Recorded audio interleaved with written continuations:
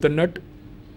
If we need to draw external thread, in that case this 3/4 circle to be drawn inside the circle. It means that there is an external thread, but here internal thread is there. This is front view and this is side view of a square nut. Second is wing nut. This is the wing nut. You might have seen such kind of wing nuts. These nuts are easier to open. With the help of hand we can open these nuts. No need to have plier or any instrument. This is the application of wing nut. You can see here. We can easily open this wing nut with the help of hand. Easy to grip. And this is the drawing of wing nut. In examination you cannot draw this wing nut or this wing nut because it's somehow difficult. You can draw this one. This diagram easily indicates this is the drawing of wing nut, or you can say it's a symbol of wing nut. The third one is hexagonal headed bolt. The hexagonal headed bolt, this is the view of hexagonal headed bolt, means its head is hexagonal in shape, it's having some length and thread may be there. Threads may be there, may not be there, but always in many of the cases bolt is having threads over here. This is the drawing of hexagonal headed bolt. You can insert here dimension H, T, L, F, C. You can write any name. Values of these parameters may be given in the drawing at the bottom in the table. And this is hexagonal front view of hexagonal headed bolt, and this is the side view of its head. It's hexagonal in shape. Then this is another drawing of hexagonal headed bolt. It's having two parameters, length L, head thickness K, diameter D, and this is spanner thickness S. In some cases this length is used. The side length of its hexagon is not the parameter for the bolt, but this length is parameter for the bolt, because whenever you use any spanner or plier, in that case its jaws will put this bolt at these two edges. These two edges would be picked up by the two jaws of the plier. Hence this parameter is important for hexagonal headed bolt. Then number 4, round cape screw. This is the drawing of round cape screw. You can see here it's having a cape, round shape, and here threads are there. Another example of round cape set screw, and these are the drawings of round cape set screw. You can draw any one from all these 4 options. All are correct, and you need not to remember any dimension. Just you can show that this parameter is important. Say for example, in this case this S is important, thickness is the parameter, and the length is the parameter for its specification. That should be drawn in the drawing. Then number 5, spring washer. The diagram of spring washer is, this is the spring washer. You can see here, these are the examples of spring washer. It could be drawn like this. It's having specification, this one, C and T. C means the total fluctuation which is allowed over here, it can be done, and T means the thickness of this ring. Phi A is the diameter of this ring, and phi B means B is the outside diameter of the ring. That is the spring washer. Then lock nut. This is the drawing of lock nut, which is used to lock the component. This is another view of lock nut. It can be opened like this. So we need not to insert this lock nut in the assembly. We can easily assemble and disassemble in the assembly. But the cost of this lock nut would be much higher than ordinary nuts. Number 7 is countersunk rivet. This is the drawing of countersunk rivet. Its head is sunk like this. It could be drawn by this. Here slant edge should be there, having head thickness H, and this angle, included angle, is 90 degree, and A is the diameter over the head, outside diameter of the head, and D is the diameter of its shank portion, and L is the total length of countersunk rivet. This is the rivet which is used in riveting activities. These are the examples of other rivets. You need not to draw all these. You can draw just this single one. It's a countersunk rivet. These are the examples. Snap-headed rivet. This is countersunk rivet. This is pen head. You can see here pen head rivet. This is net head, flat head. The head is flatter in this case. It's a flat head rivet, and this is pop rivet. Question number 5a. Question number 5 asked for 14 marks. The detailed parts of the knuckle joint are shown in figure 4. Draw the plan and elevation of assembly. Here these are the parts. 5 components are given of the knuckle joint. Say fork end, eye end, pin, collar and taper pin, and we have to assemble them and draw its assembly. So to draw this assembly, let we see its animation, how the knuckle joint is prepared, so that it would be clear how to draw its assembly. Knuckle joint is used to connect two round rods whose axes intersect in the same plane. One rod end is made in the form of a fork.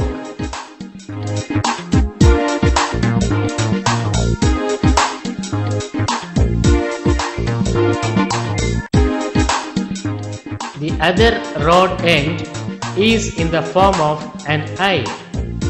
The eye end is assembled into the fork end and the holes are kept in alignment.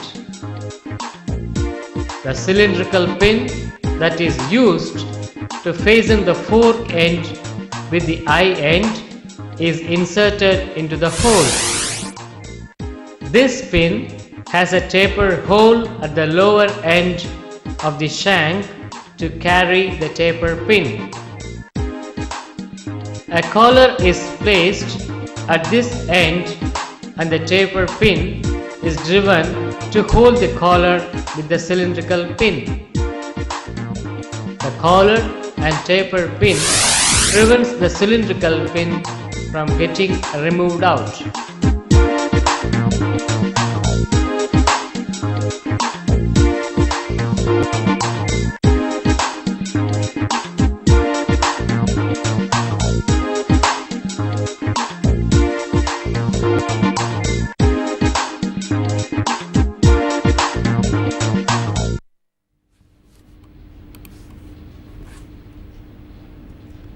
So to draw its solution, let we do have hands-on experience to draw its solution. So for that, first we draw the fork end and then after eye end of the given assembly. This is one end of the assembly. You can see here dimensions are given to us. So according to the given dimension, this is the axis.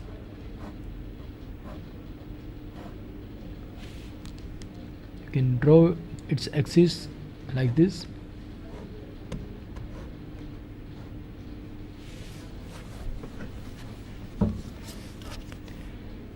And here octagonal headed portion is there, so that we can draw like this with a smooth curve, on this side, as well as on this side also.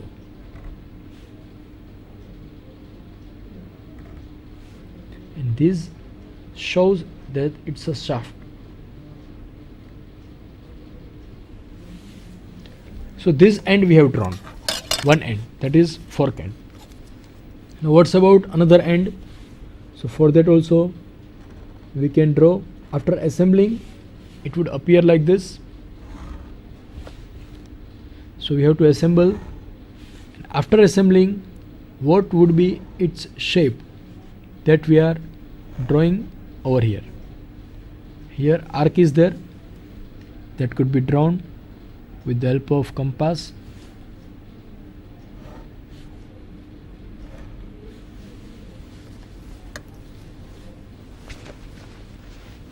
So this is the portion, arc, and here shaft is there, hence this shaft can be drawn like this, and as it's a circular shaft, it can be drawn with this portion. And here arc is drawn, which is given in the assembly. So here there would be arc, and here also there would be arc.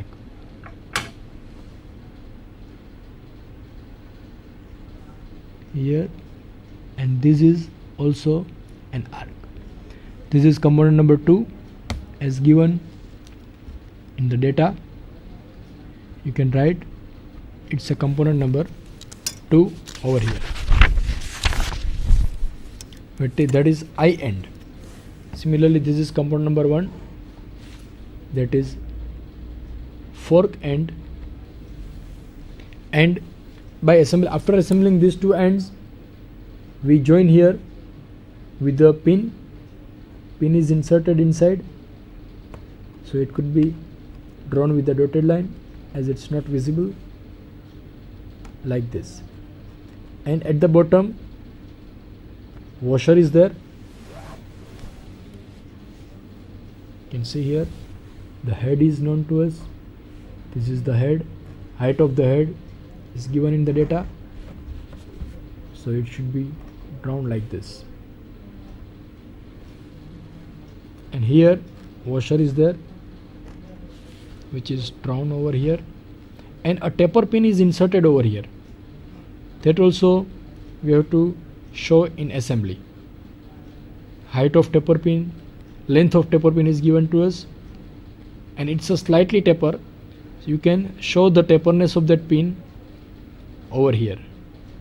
For easy insertion, it is made taper, so that it can be easily disassembled.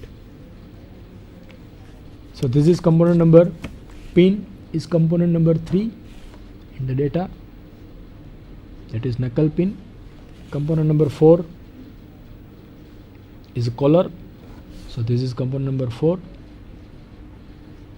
and this is component number 5, that is taper pin.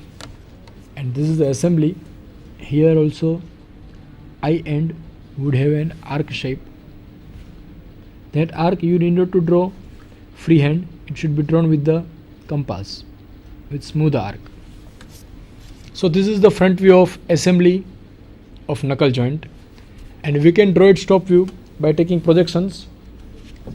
And here in top view, that pin would appear as a circle, so draw a circle equal to the diameter of pin, which is given as 25 mm. Diameter is 25, so radius would be half than 25. This shows the I end, and from that an axis can be drawn.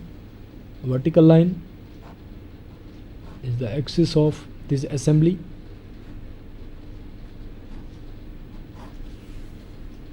It can be drawn as shown over here, and from this point draw a horizontal line. This is the axis of this assembly,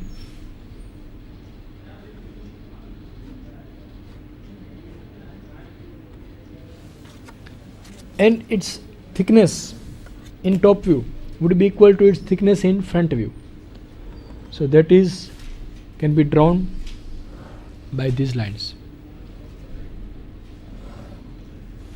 So these two lines shows its top view, and here this length is given in the detailed drawing.